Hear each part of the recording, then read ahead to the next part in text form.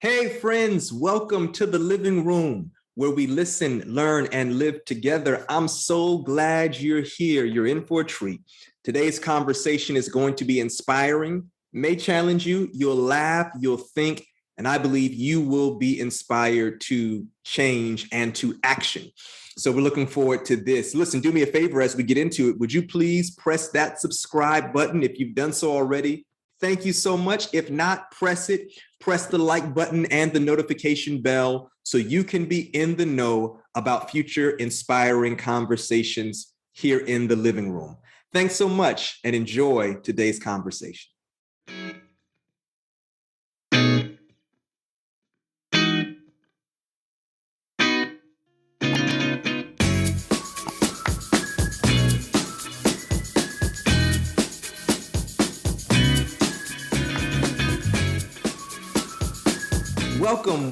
Welcome to the living room where we listen, learn, and live together. I'm your host, Richard Martin. Make yourself right at home. So glad you are here. I want you to picture this. It's my very first marathon. I am trying to do the impossible. I mean, at least what's impossible for me. 26.2 miles. I've trained, I've prepared, I've got the gear from head to toe. And I am anticipating seeing my wife and family members at certain checkpoints along the way. Well, you know, all that could go wrong did go wrong. And I wasn't able to see them at mile 9, and I wasn't able to see them at mile 12. And so see me as I'm nearing mile 15, dejected, defeated, battling feelings of disappointment, when off in the distance, I see a familiar frame, a familiar figure, a familiar face. I've seen him at church. This is one of my church members, and I'm sweaty, hot. You can probably see the salt dried up on my face, and I'm just preparing to wave and say, "Hey, what's up, man?" And he knocks my hand out of the way and gives me the biggest bear hug at mile 15, saying, "You're gonna finish."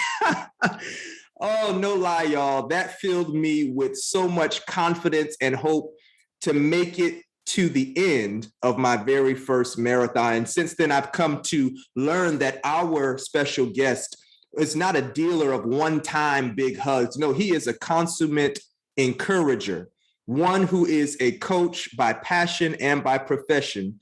And today he is here to help us understand just how we can accomplish even that which we may think is impossible. Would you please help me welcome to the living room my brother and friend, Mr. Shawn Chevalier. What's up, brother? What's going on, man? Thank you for that intro, man. And I remember that day, and that feeling is what I gave to you is what I always wanted to receive. And, so I pour into you. I poured into you in that moment because I know that it's just a moment, man. It's a temporary moment. So yeah. I'm thank you for that reminder. And I'll never forget it, man. So it gets a little tough during the marathon. So. Ooh-wee. I will never forget it either. I mean, literally, and anytime I tell my marathon stories, particularly, there's something special about the first one. And at that moment, I thought it might have been my one that never became my first one. Because, you have this plan of seeing your supporters. And, I remember my wife, God bless her, she was trying not to tell me that my dad and her and my mom, that they weren't going to be able to see me. It's a large gathering. This was the Marine Corps Marathon for those listening and watching in Washington, D.C. So it's a lot of people, right? Big city marathon. And we had a plan, I'll see you at mile 9, right around Haynes Point. I'll see you at mile 12 or whatever. Yeah. And just a lot of stuff happened. And so I was kind of feeling literally like, man, I remember walking around that mile 15 point, heading towards the Capitol building. And I see you clapping. And I honestly thought like, okay, he's probably just going to dap me up. Like I'm all sweaty and everything. But you like literally grabbed me and was just like, "You're going to finish." And dude, in that moment, if I never knew that encouragement could impact your body, I knew it then. Like I felt like, yo, I'm going to finish this. And of course, you got 11 miles to go, but it was just like, wow. Here's a guy who was like, "I don't care if you're sweaty. I don't care if you stink, man. I've been here before. And I know what it's like. And I'm sure you could just read my body language. Like, I'm just like, dude, man, I'm checked out. Like, and I'll never forget that, man. And it's so crazy because when I now have had the chance to either participate in subsequent events or as a spectator, like you said, knowing the value of encouragement, knowing what you need, because it gets dark. It gets dark. It does. It does. Very, very dark, man. So it's right. It's what you need to do to help people. If you're really concerned about them, sharing that energy, it transfers from your body to them, and they get that sense of confidence, like you said. And even if it's just one step, 1 mile, and just join that moment, you kind of just get this little burst of energy, right? To just keep on going. So I'm happy I was there that day, man. Yeah, man. And that's funny. This is just coming to mind as we're talking. And on our way to our first couple of questions, I remember, I think it was a couple of years after that, the second time I had the chance to do it. And this time there were even more persons from that DMV area. And our boy Terrell was doing it. And now this is later in the marathon. This is probably further in, maybe around miles 19, 20, kind of coming off of the bridge, right? Yeah. And you were with Terrell. And I remember you run up and come back, encourage Terrell. Like, you were encouraging all of us, run up. And I'm like, this guy, how are we at mile 20 and he has all this energy? But the encouragement is real, man. And let's kind of start there, man. Let's go back, man, just a little bit. Where's home for you, man? Where does your story kind of begin? Yeah, man. I am born in Manhattan. Grew up in Brooklyn and raised in Queens. And we have moved to Maryland 16 years ago. Chad is now 15, so about 16 years ago. And we call Columbia home. But New York is near and dear to me. So family is there, a lot of families there. Everybody's relocated in different areas, but that's the hub. So now we're here in Maryland, man. Awesome. Did you grow up in an active, athletic home? I was active just because it was a great way to kind of diversify, just studying all the time. Yeah. My parents weren't very active. Not at all. So they were more of the supportive, type. Even on the support side, they weren't always the best at that, because I think they just didn't understand it. Sure. So I would tell them stories about it and they would be more like, yeah, it sounds cool. But it wasn't a part of their lifestyle. But that never really stopped me from continuing. It was just something that I relayed them the data from the meeting, from the event. And they would just take it in and they would be like, oh, that's pretty cool. Yeah. But throughout, high school, I played football and volleyball. And then in college, I was very active. So it was a start at that point, I think, high school and college for sure. Okay. Where'd you go to college? Syracuse University. Utica College out of Syracuse University, yeah. Okay. And it was a pretty cool school, man. Good stuff. Smaller than Syracuse, but still got my Syracuse diploma. And what'd you study there? Biology. Really? Yeah, minor in chemistry. At the time, what were your sights set on with studying biology and minoring in chemistry? Did you have health and wellness in the picture, or was it something else? No, it was actually veterinary school. Okay. And that was the goal. And I've always wanted to go to vet school. I didn't end up going because I thought, it was a little, I don't want to say daunting, but I was chasing my dreams, and that was my wife. So life changes a little bit, but I always wanted to know I wanted to be in the health arena. That was always my focus. Once I started to get a little bit more into research, the research really piqued my curiosity, and then cancer research. So after college, I went straight to Memorial Sloan Kettering Cancer Center and worked there and worked my way up in terms of just exposure. So it was a nice start. One of the reasons I love the conversations I have the chance to have here in the living room is because I'm, without fail, I'm always learning something about my guests that I'm like, I didn't know that. You know what I mean? Yeah. Because sometimes you can have a person in a frame, and that's human nature. You kind of accept what you see, but there's so much more. And I didn't know that, you had your sights set on veterinary school. And I love, that was beautiful, man. You were chasing the dream. And we're going to get into that a little later on. Praise God for dreams that come true. Yeah, they do, man. They do. They do. So when are you introduced to the endurance sports arena? This was about 11 years ago. Someone who I worked with mentioned in the midst of talking, they mentioned the word triathlon. Mm-hmm. And we Nadia and I were talking with him, and he mentioned triathlon, and we were like, what is that? And we're like, okay, it's time to do some research. We start to do the research, and we're like, swimming, biking, and running on purpose. So what happened was, it was totally a new concept. Mm-hmm. From New York, right? Number one, that is not something that we do, right? Right. Number one, swimming is something that you don't really get to do often, yet alone learn how to swim. Biking is like, what kind of bike do you use? All I have is a Huffy, right? Right. And right. running is not something that you truly do for time. So putting all these things together, it was a whole new concept. So about maybe, I would say 11 years ago. Okay. Really starting from the bottom, and that's a sprint. Okay. Explain, if you wouldn't mind, for those who are being introduced to the term and the concept of triathlon as well, just as much as you shared your Nadia and your, like, what is that? What is a triathlon? And if you wouldn't mind, explain it on kind of the is it 3 or 4 main levels: full, half, Olympic, sprint. Give us a picture of what people can conceive of when they hear the word triathlon. Sure. So triathlon, 3 sports: swimming, biking, and running. In between, you have a moment to transition from one sport to the next. Once you go from one sport to the next, you're just in that moment, in that sport. So the different distances would be a sprint. They have some that are even smaller than or shorter than a sprint. Okay. And a sprint would be like maybe a half mile, maybe a 13-mile bike, mm-hmm. and a 5K. So pretty much an intense, short bout of effort.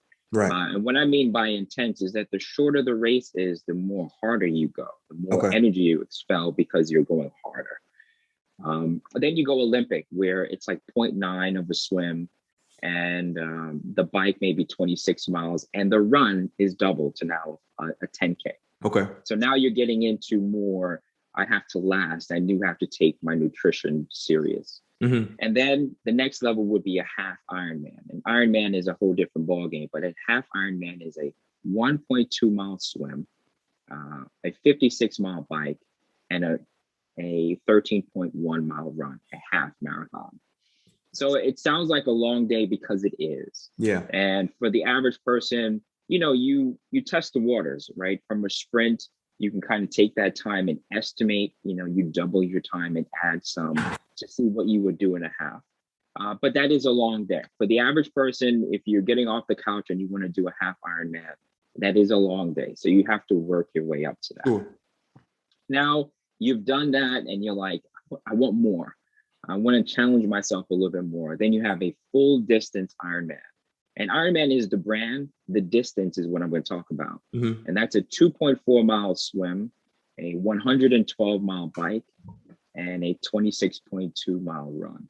That is a long day. And like I said, there is a shorter version of the sprint and there is an ultra version of that. But we're going to stick with the Ironman. And that is a long day. And you get to figure out who you are. Some of those dark, times that we talked about. For sure.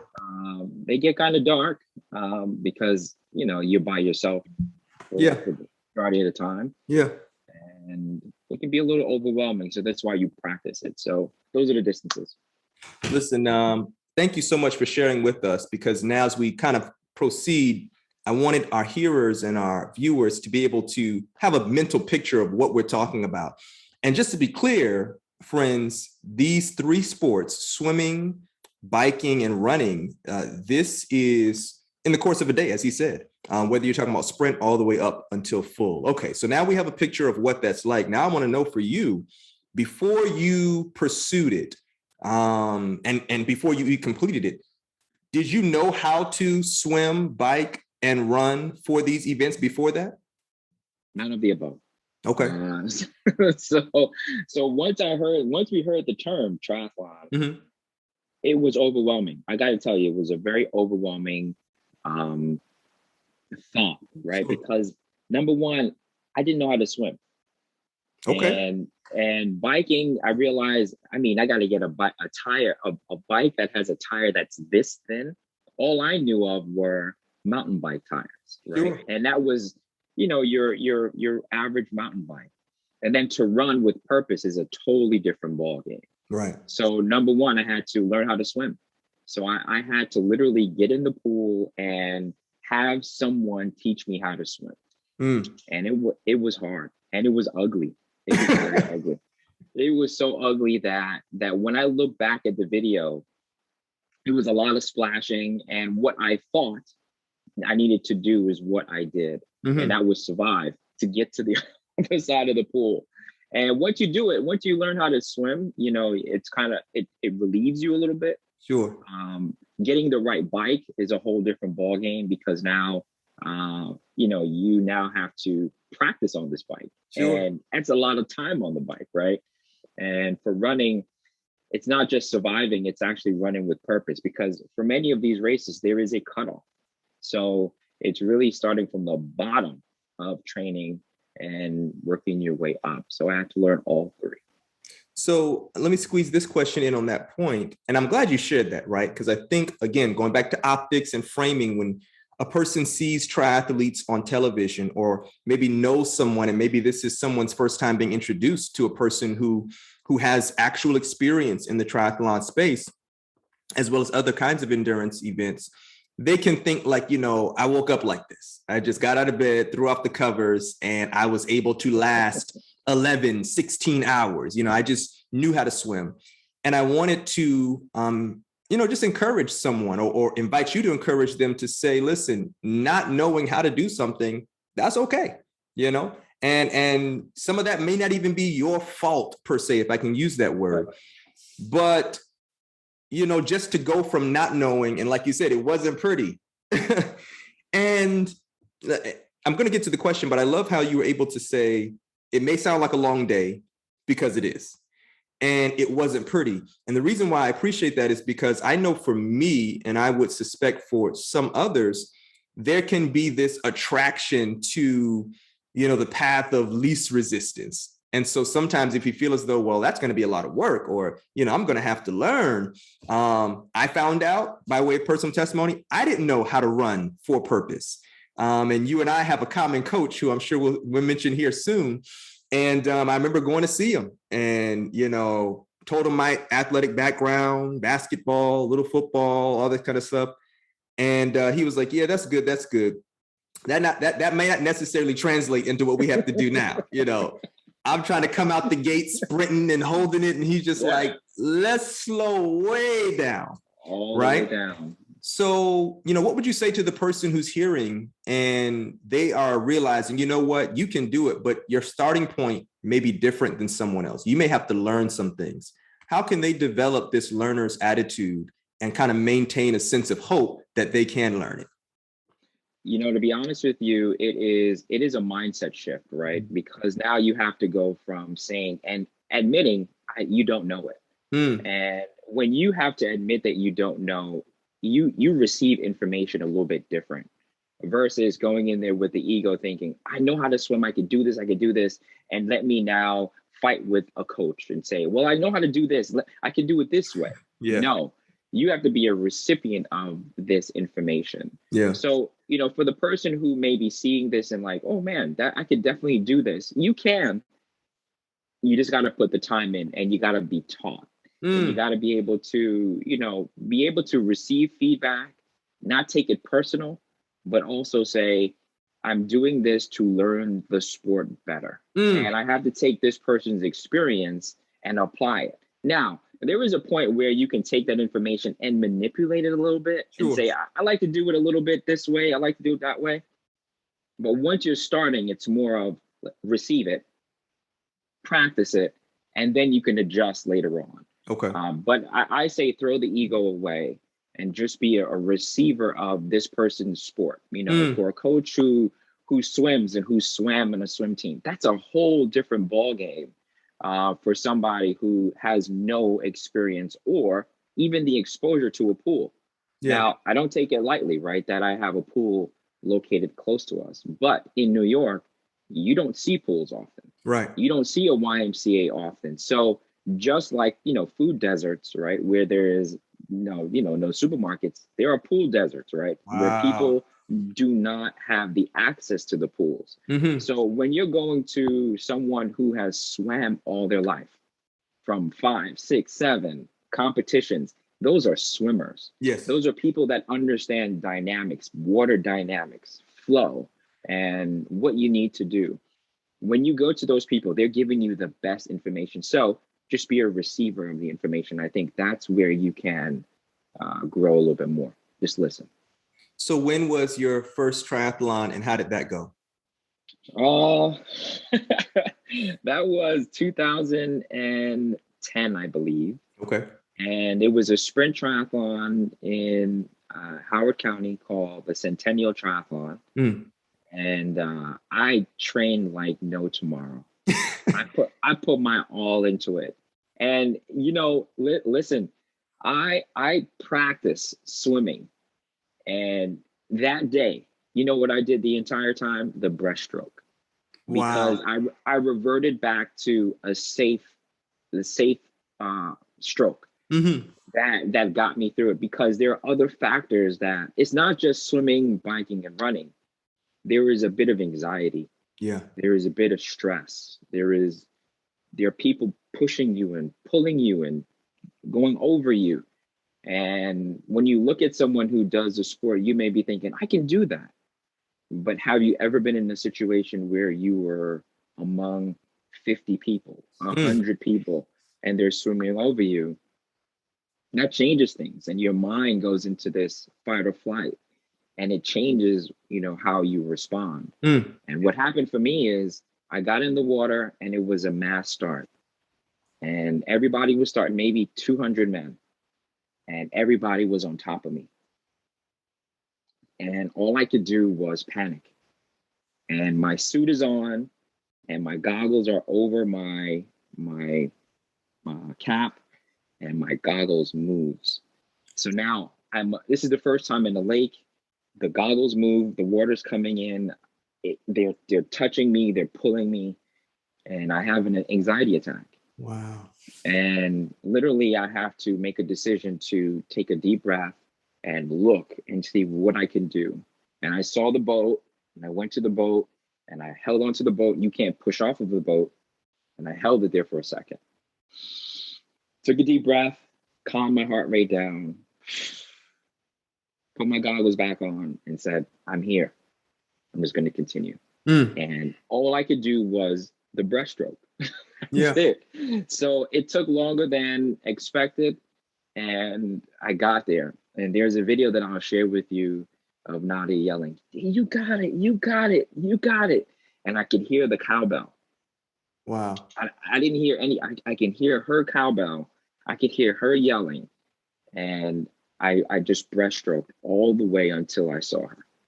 And, you got to factor all that into the sport. What do you do when it doesn't go so right? When it's not so pretty? What do you do? And that is practice. That's what training is about. Getting to that moment where you can practice the unplannable. Mercy. Yeah. Yo, that's a word right there. Yeah, oh my goodness. Practicing the unplannable. You've heard us reference a coach, friends, and I know that each of us have had different coaches, some direct contact and others, distant coaches, people we may not even know, consuming content on YouTube, reading blogs. This community, you kind of gather a lot, but there's one gentleman who helps a lot of us. Shout out to Coach Lloyd Henry. Go check out the On Point Fitness podcast on YouTube featuring Coach Lloyd. Some valuable content there that if you're interested in kind of building and just immersing yourself, maybe you're that kind of learner, like before you do, you just got to listen. Start with Coach Lloyd Henry. We'll link it in the show notes. He helped me learn a certain technique for running, and has helped coach Shawn in terms of his technique for swimming, total immersion swimming. And I'll never forget one training run. It was like 96 degrees in DC. I mean, just, oppressively hot. And it hadn't been that hot in our training so far. And man, this day, man, the engine just wouldn't come on. I mean, we're trying to get going, and we're kind of somewhere in Haynes Point, and I just stopped, throw up my hands. I'm so frustrated. Like, I'm like, yo, like, what's up in myself? And he was like, calm down. And he said, dude, it's 96 degrees in DC. Like, nobody's having a good run. He's like, no one's having a good bike. It's one of those days where you just got to check the box and go home and sleep it off. That's right. And, it's in the training where those moments become big moments, right? Because I am like, and as a coach, how he responds to me in that moment is huge, because he can see, this brother, like this is new for him, a hot run. And extremes happen in a variety of different ways. For somebody, it may be the hot run. For someone else, it's the cold run. It's the cold water swim. It's the early morning bike, whatever it may be. And at some point in time in your training, and then at times in the actual events, and then by extension, life, you hit that dark moment. And it's called different things, but I think most people might be familiar with the term the wall, right? You just hit that point. Wherever it is, whyever it is, that can be filled in. For you, when you hit the wall, whether it's in training or when it comes time to actual performing at an event, how are you getting through that wall? How are you navigating that dark space? Is it the same? Do you tap into that same bag? In this particular event, it was, I hear my wife and I'm going to do it till I see her. Or does it kind of change depending on what it is? Has it changed over the years? Help us with that. The wall is different for everybody. Some people, it could be a lack of nutrition and your body gets to the point where you don't have enough fuel. Mm-hmm. You may be undertrained and your muscles can't go beyond the distance that you've trained it. Some people, it's mental, right? You have gotten to the point where you're no longer receiving affirmations and you're looking for it. And when you're looking for it and you're looking in the crowd and you're looking for a familiar face and you don't get it, you start to get into this dark place that you're alone. So it's different for everybody. The way I combat it is I try to avoid it. Okay. And the way that I try to avoid it is I really just think about the terrain. What is coming ahead of me? And if I can anticipate the terrain, if I can anticipate the weather, not infatuate over it, and practice in training the same thing, my body is accustomed to how that will feel. So when I get into the race, I feel it and I go, I survived that. This is nothing. But there still comes a point where even beyond that point, you're like, man, this is like, I need to stop right now. Yeah. But you've committed yourself. So what I do for clients and what I do for myself and what I do when I share stuff to people, I never really talk about the data too much. Mm-hmm. I never say I went out for a 20-mile run. That has nothing to do with it. But what I tell people is how I felt. And if I can tell people how I felt, they can associate the sport with, this is not too bad. Yeah. Or something that he did that was tough. And I may describe it that was an ugly run, but I got through it. I feel good. Yeah. And I share a little encouragement. I practice telling myself that I got here. I'm going to get to the finish. And if I have to adjust a little bit, may it be taking nutrition or slow down, that's what I have to do. Yeah. So I try to avoid the wall. And I anticipated in training. This is what training is, the worst part of this. It's the event. The event is supposed to be a little bit more cheerful because more people are out. But I practiced it, and I read a lot. Even this book here. This is one that I just got. Hanson's Marathon Method. Okay. The more you read, the more you do your research, the more you get different perspectives. And the more you get perspectives or different perspectives, it changes how you approach things. And just from the time that I got this book in the last maybe 3 weeks, 2 weeks, I've gotten a different perspective, and my training has changed just a little bit just on reading. So I encourage anyone, you're never too old to learn more stuff. And even as a coach, you're still learning. Come on now. But even for that wall that will come regardless, I think it can be pushed off if you change your perspective. And as you go throughout the event, something that you may not have planned happens, you've practiced it. Okay. You've read about it. And that's what the exposure is about. You may not want to experience certain things, but reading it tells you somebody else has experienced it. Yeah. And now, okay, that may not happen, but something close to that, what that person went through, I may experience it. Mm-hmm. Now I know what to do. So, there may be a time where I have to eat more. I have to calm down my GI system. Sure. And I have to drink more water. I may just have to slow down. And my last race, I had to literally slow down and just take a deep breath and cheer people on. Yeah. And I realized, guess what? That's what gave me life. Yeah. When I cheered them on, they cheered me on. It was reciprocal, like what we were talking about in the beginning. Right. And I stretched, and I realized in order for me to go forward, I had to slow down. Mm-hmm. Mm-hmm. And that's how I combat the wall. Let's talk more about coaching in terms of the coaching you provide. We've kind of laid a good foundation of your previous experiences. And I love that as a segue that you're never too old. It's never too late to expose yourself, to learn, to consume content in a variety of ways. I think Shawn and I both can say, in part, life is about continuing to set yourself up to be surprised. I say this with as much certainty as I can. I never thought that I would ever have any of these experiences in my rearview mirror, and even anticipating some in the future, just because, like you said, who runs that long and why? That just doesn't register.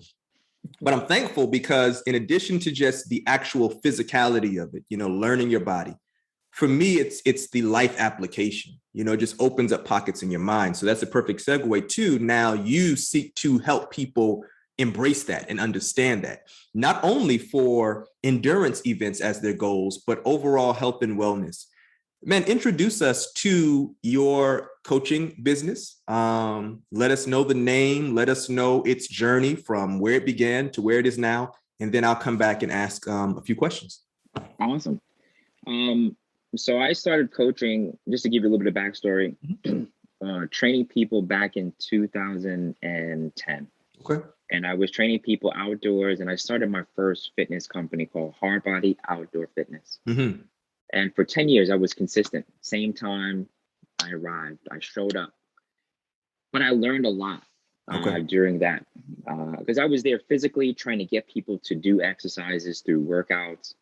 But there was a component that was missing. I didn't realize it until later on down the line as I started to really get into how can I make people more successful when I'm not around. So I thought about it. I can't be their coach forever, right? But I can give them the tools to be successful when they're at home. And what was happening is that people were coming for physical training, but I wasn't understanding the roadblocks that they had at home. The things that will stop them from coming to class, or that will get them to, when they get home, they would just eat everything because they were stressed about certain things. Yeah. Fast forward, a couple, 2 years now, through that evolution, Nadia and I said, I've been with my wife since 1994, and high school, college, and 3 kids. And we know each other very well. And my wife's strong skill is listening and applying. So we decided, Hard Body was a phase. That was a point. And I think that was a launching pad for where we are now. Sure. And we took our namesake, Chevalier Life and Fitness Coaching, where we bring both worlds together. Okay. And people need the physical component, but that life component was even more important. What is holding you back from giving your all?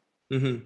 What kind of accountability can we provide to you that will get you to stay on target or stick with the regimen? Or maybe you just need somebody to hear your goals and say, that makes total sense. Now go execute. Okay. Now, in the morning time, I could not provide that level of accountability. It was just more of a physical component. So together, we came together, and now we provide this service, a coaching service, where I create the programs that I've been writing for years, and I made it automated in an app, and we coach people. We get them to start a regimen, to get them into being consistent. And through that, myself and Nani, we check in, we keep them accountable. We watch their nutrition. We talk to them about the things that are holding them back. Yeah. And what they need to do in order to get to the next level. Mm-hmm. And that requires in-person communication, that, you know, requires Zoom meetings where we're saying, are you okay? And they go, I'm not. Yeah. Yeah. You know, real talk. And then you come to a point where you say, I don't have the answers, but this is what you can do in the next 5 days. And let's check in on the 5th day and see if we got it done. Mm-hmm. We'll check in routinely. And we found that accountability is far more important than the physical. Wow. Exercise is fantastic. You will get people to exercise if you take care of their mental health. Sure.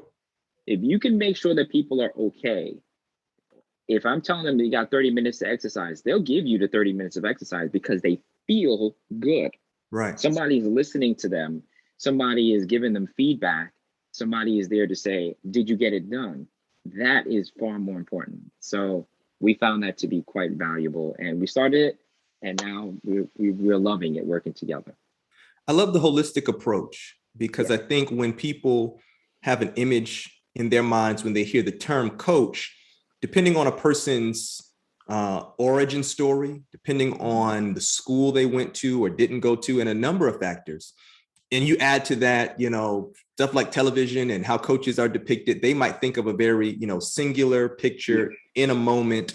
But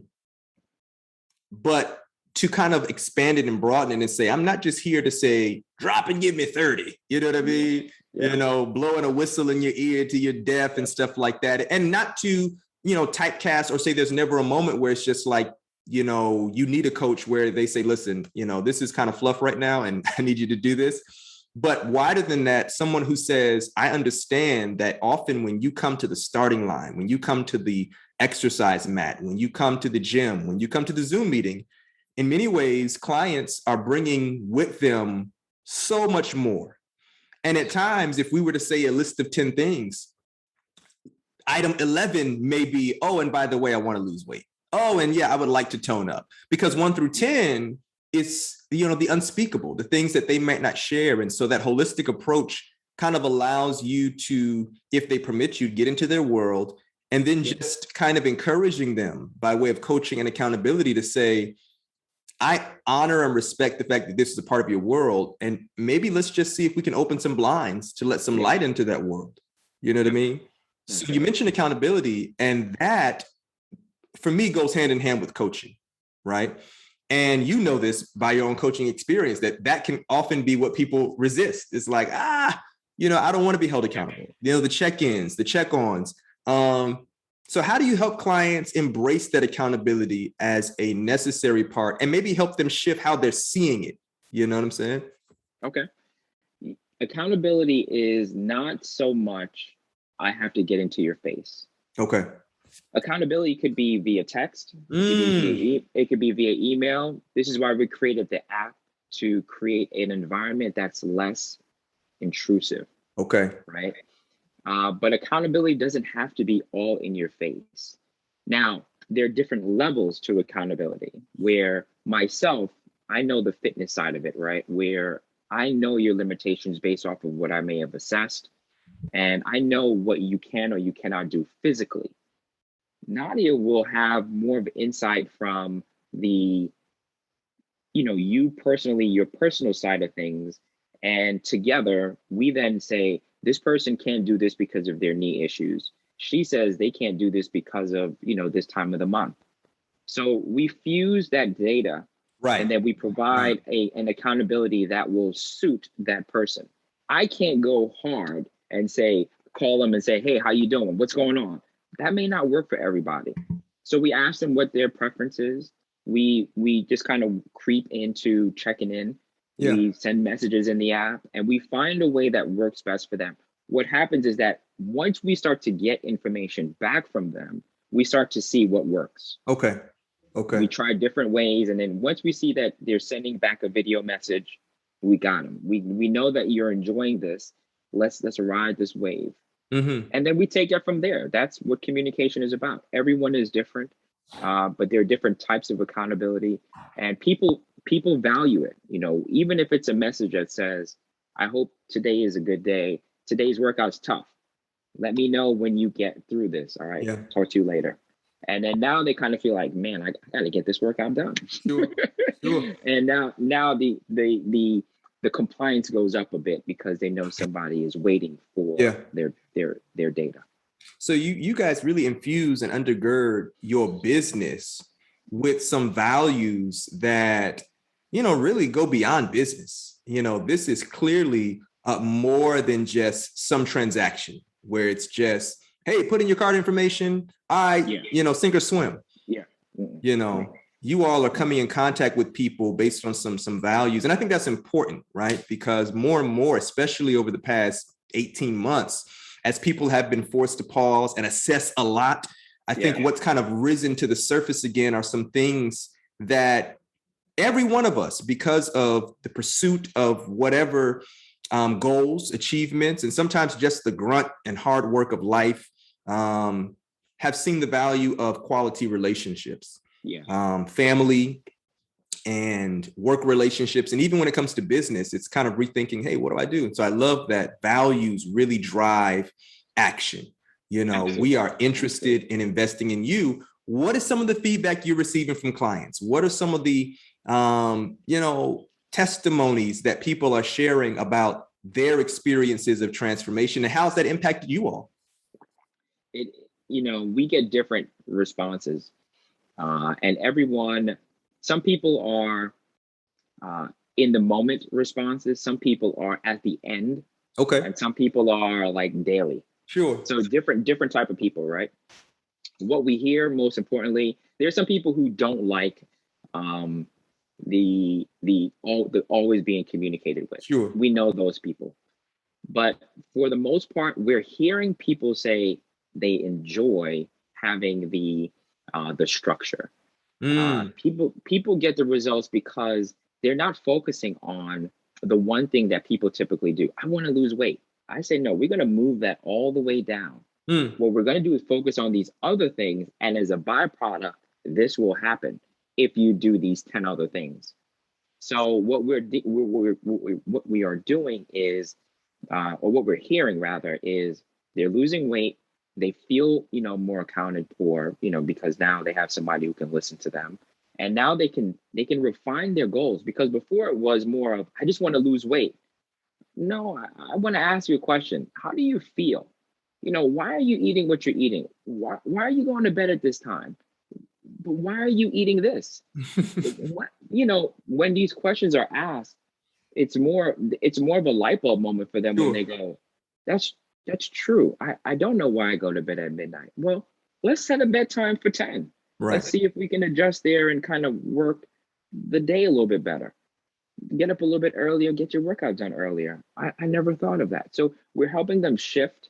And that shift is what we hear them say, I never thought of it that way. Yeah. Now, for the years that I've been training people, I wouldn't say I'm a creative person. Sure. I provide videos, I give them information, but giving them a different perspective is what helps people, like the book, just see life a little bit differently, because we don't know it. We're not omniscient, but I give them a different perspective. Nani gives them a different perspective. Right. We say, here, try that out. And then it's up to them to test it. Right. Hold on really quickly. Yeah. Mom. My parents have become the grandparents of my sister's cat.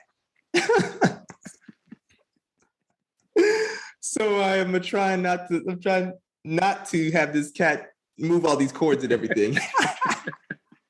I actually might keep this in there, to be honest. This is pretty funny.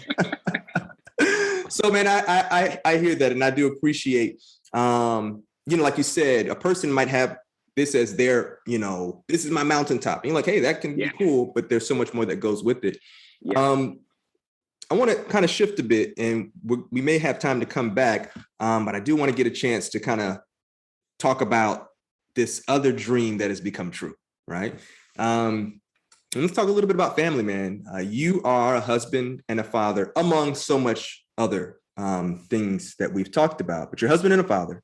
Man, just kind of take your time, and how have you grown to understand the influence you have as both, as a husband and as a father? What's home life like, man? That's a lot in there. Just to give everybody a little bit of history, we went to high school together, Nadia, my wife. Went to high school together, went to college together, and we started this beautiful life together. And I love it. And, if there's one thing I can say is having a friend in your corner is priceless. Yes, sir. But having your friend be your wife is even more priceless.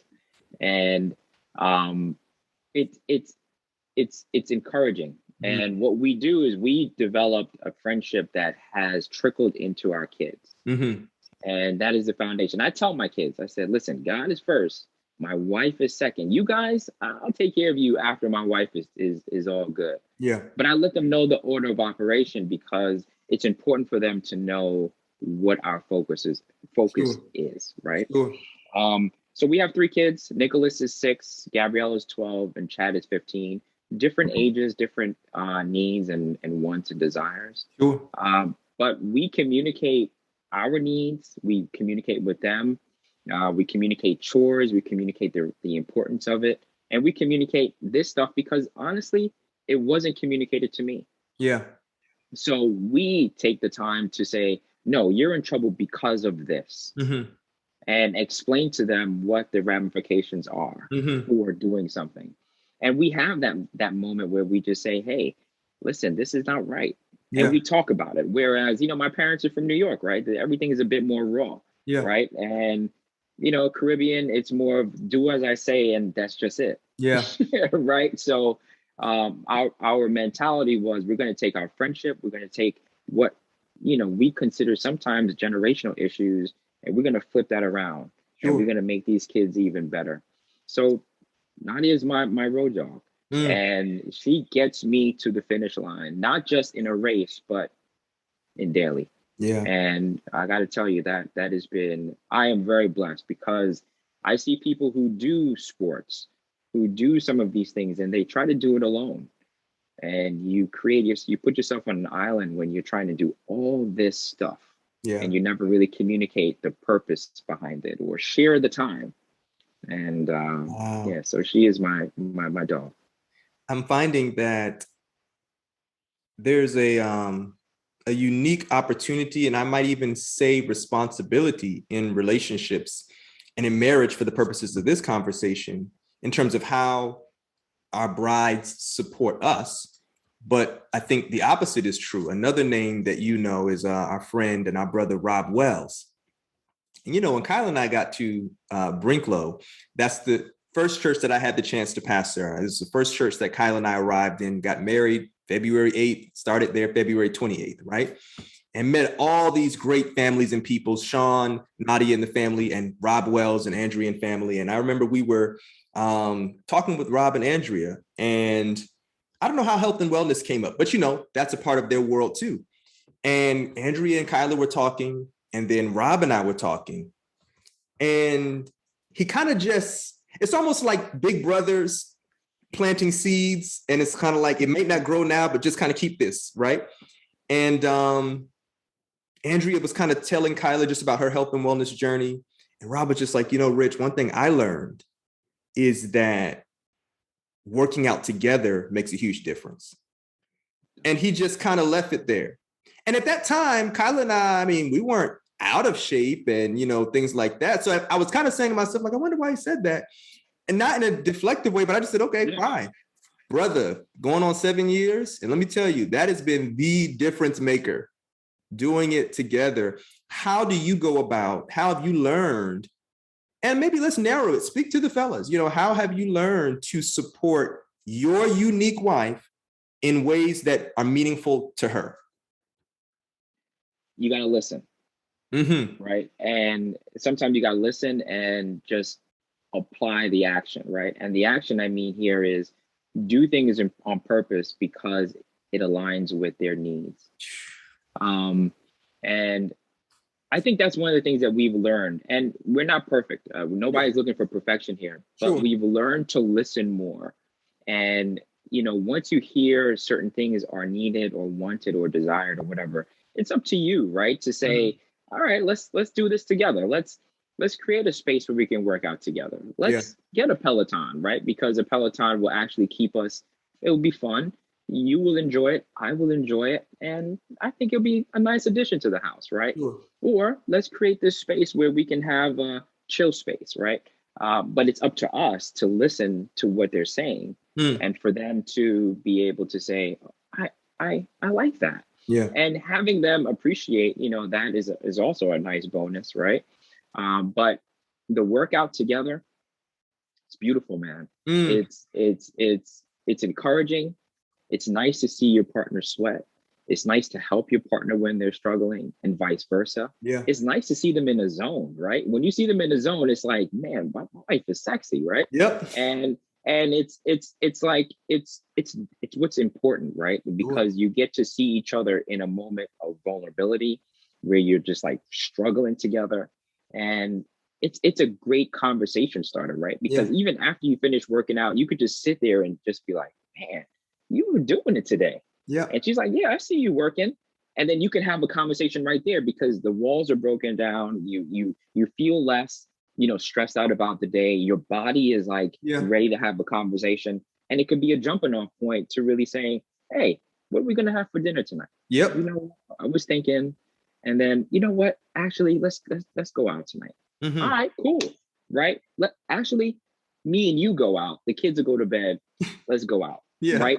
But it could be a starting point for a lot of things, right? And I think if your wife has unique needs and desires and you're listening, it's up to you to take that and put it into action.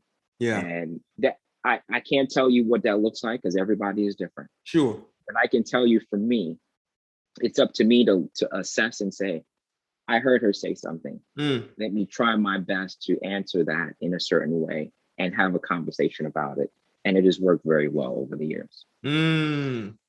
Fellas, it's masterclass right now. Masterclass. We got to take this in. And like you said, we're not talking perfection. We're talking about growth and progress. And all these principles really kind of are coming full circle. I think the same can be said about all that we've already discussed, that there is no perfect athlete or no perfect husband. And I think that alone can just kind of put you in a bad space, but there is a way to continue to expose yourself. And so thank you for that moment of education and exposure to say, listen, you're talking about 1994 at the time of this recording, 2021, and by God's grace, many more years to come. Yeah. And you pick up things just like Rob Wells, he kind of put it out there and it kind of went somewhere and it's kind of like, okay. And then as opportunities presented themselves, it was kind of like, yo, Rob said this whole working out together thing makes a difference.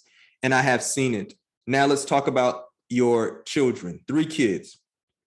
I've seen video and I love it, video footage on Instagram as you are coming alongside, supporting them, applying principles. So I want to ask the question this way. What are some of the life principles and values that you are hoping your children kind of are getting as you teach them, directly, intentionally, but also that they're catching just as they watch you all?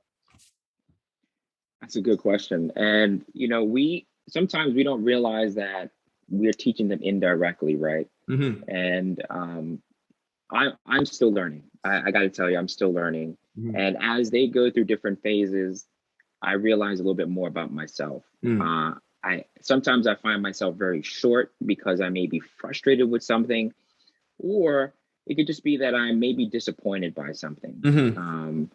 But I realize sometimes it could be a lack of communication on my part to say why I may be disappointed. Okay. Now, communicating that's something that I need to work on, right? And we are working on that, right?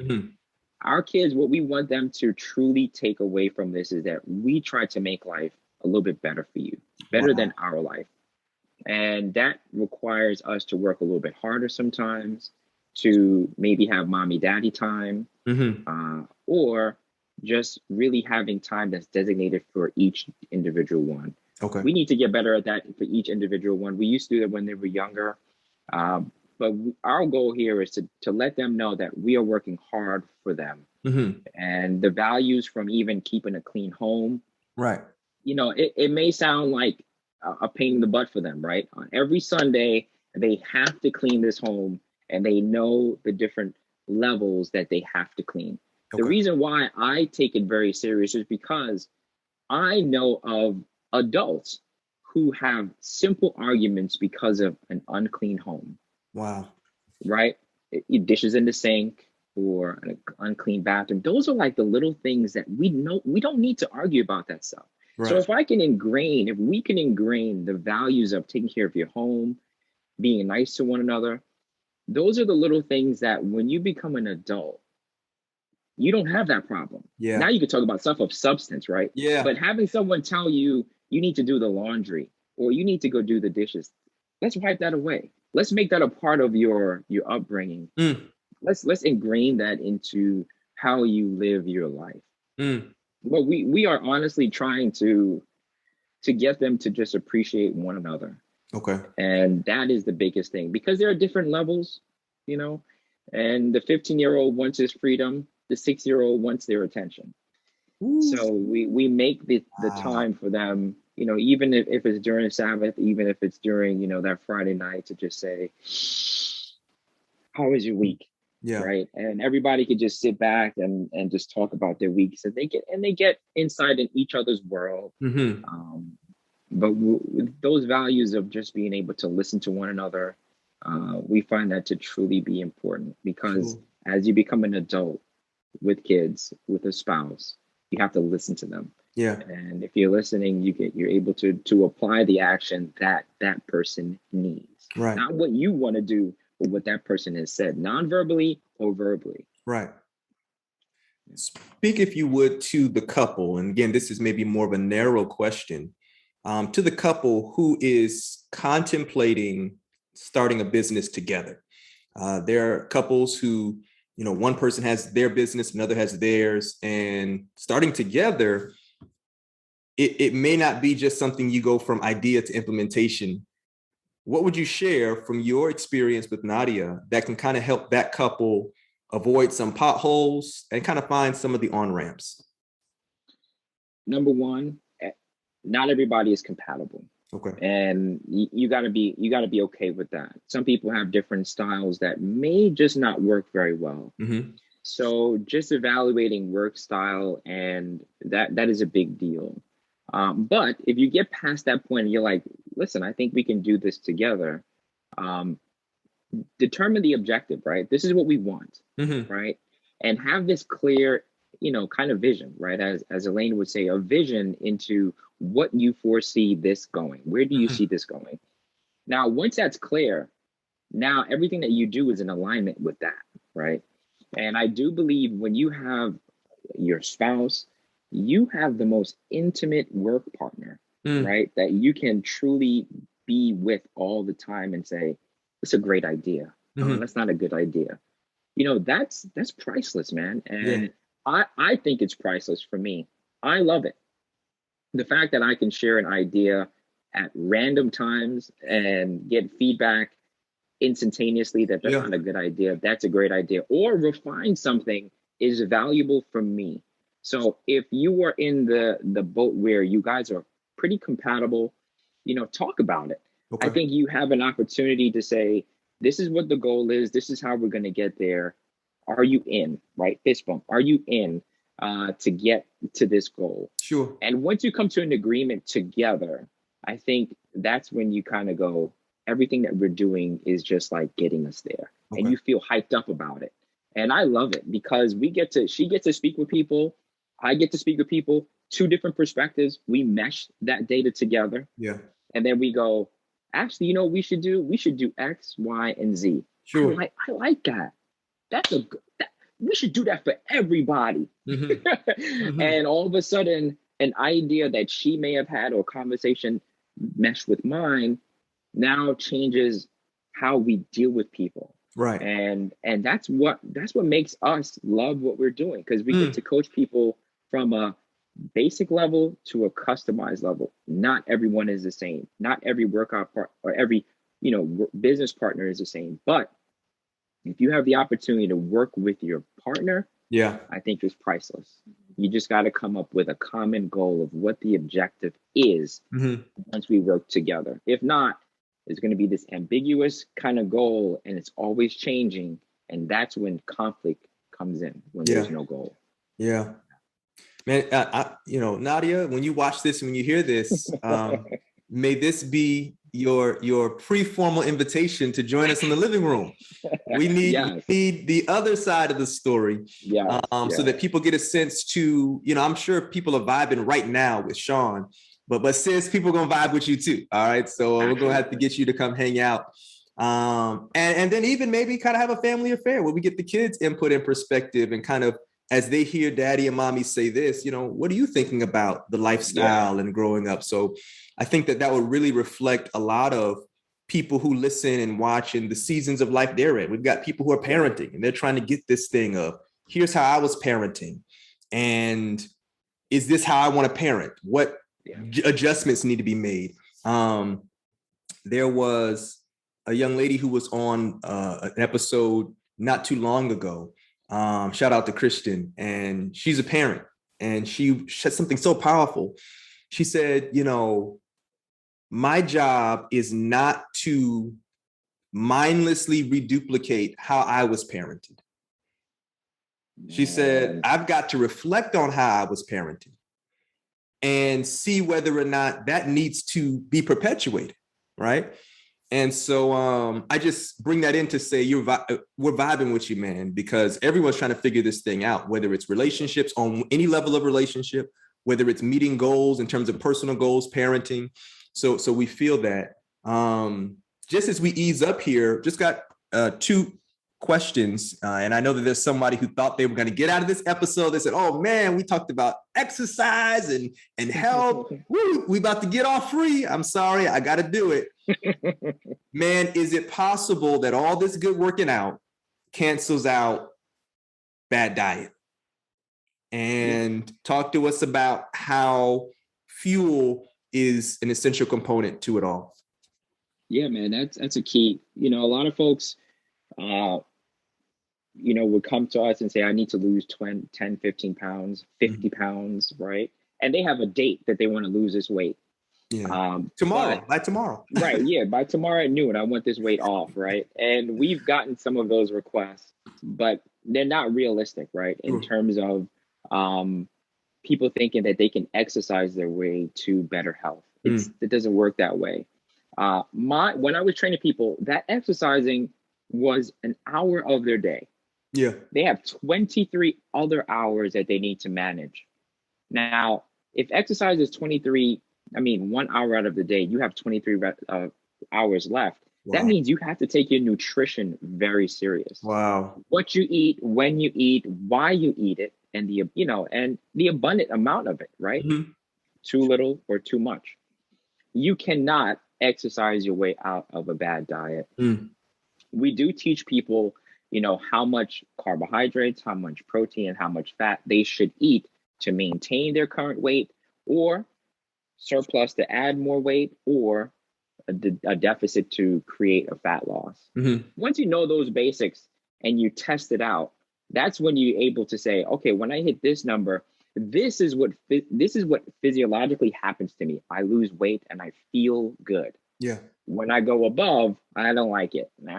all right, so that's my role to say, we're going to stick within this window. Mm-hmm. And I want you to should work your best to try and hit these numbers. Now, if you don't hit those numbers and you're exercising like crazy, you don't know what works and what Right. doesn't work, right? So I tell people, you want to lose weight, let's work on the basics. Let's make sure that your water is okay. Let's make sure that you're hitting those macronutrients, and then take the data and say, after 2 weeks going, what happened after that? Mm-hmm. Then we can adjust accordingly.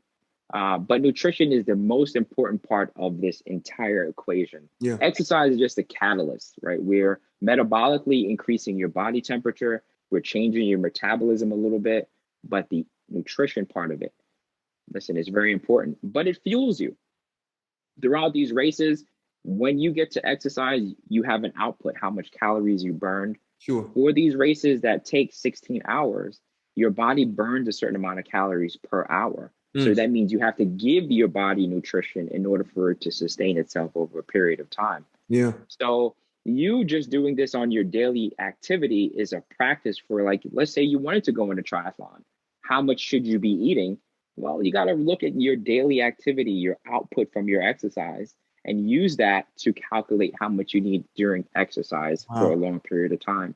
So they go one-to-one. Yeah. In terms of just fueling yourself and making sure that you can get to the finish line, not famished, but at least get to the finish line upright, Sure. And I've been there before where I just wanted to survive and get over the finish line because I was undernourished, right? Mm-hmm. So there are different strategies that you have to play, even for your daily activities, right? Mm-hmm. Do you want to live in a subpar, undernutrition life? And that's what a lot of people are at, where they're living their life under nutrition, right? Mm-hmm. They're under the amount of calories and they think that's life. But what happens when you truly start eating and fueling your body?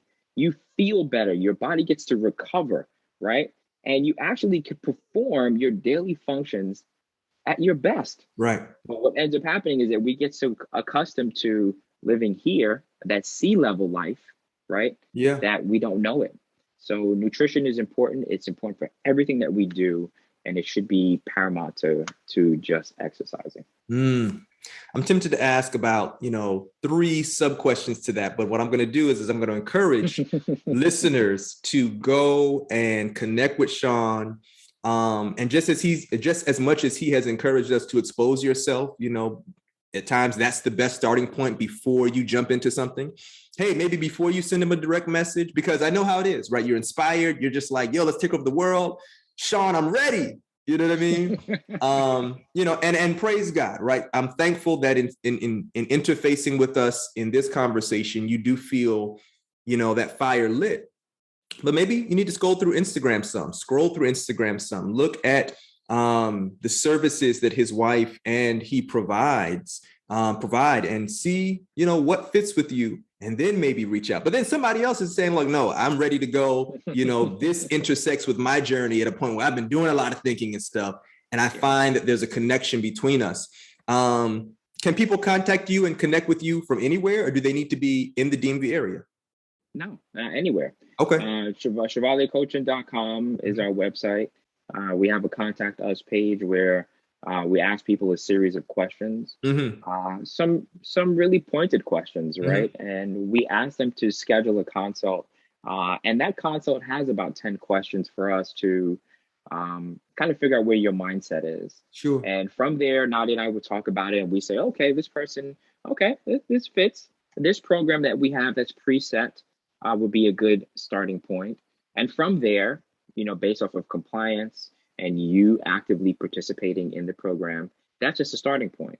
Once you get to the finish line of that 21-day program, then we say, what's next? Then that may require, a little bit more custom program where I develop the programs specifically for that person who may have limitations. So ChevalierCoaching.com is big, is the first spot. And then Instagram and Facebook, Chevalier Coaching, is perfect. Okay. Fantastic. How has all of this, Shawn, this being your coaching experiences, your athletic experiences as a participant in a number of, we focused primarily today on triathlons, but you've completed marathons and halves and 10Ks. And if I'm not mistaken, even Spartan races or, those kinds. All right. So it's a part of your world. How have these things really impacted, influenced, enhanced even your relationship with God? Listen, he provided everything, every bit of fuel for me to get from the start to the finish.